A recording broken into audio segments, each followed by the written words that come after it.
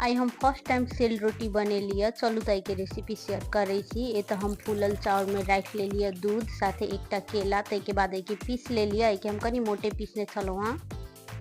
5 चम्मच के लगभग चीनी सेहो हम एहिमे पीस कर राख लेलिए। तै के बाद 2 चम्मच राख लेलिए एहिमे हम मैदा, साथे 1 चम्मच घी। आब एहि सबके नीक जकाँ हाथ से मिक्स क कनी मोटे बैटर तैयार कर लेब, जैसे कि सेल रोटी बनाबे में आसानी होय। के बनबऽ के लेल तो हम मिनरल वाटर के बोतल काट कर एहिमे राख लेलिए, जैसे कि एकर शेप आसानी से बन जाए छै। एक साइड से कनी गोल्डन ब्राउन भ गेलिए, तै के बाद एके हम दोसर साइड से पलटा ले छी। दोसरो साइड से गोल्डन ब्राउन होबऽ तक एके हम पका लेब।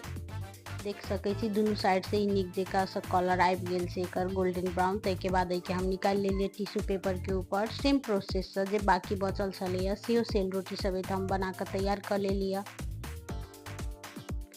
अभी सेल रोटी बनकर तैयार भ चुकल छै खाए के लेल। ई नेपाल के ट्रेडिशनल फूड सेहो छै, विशेष त्योहार में ई बनायल जाय छै।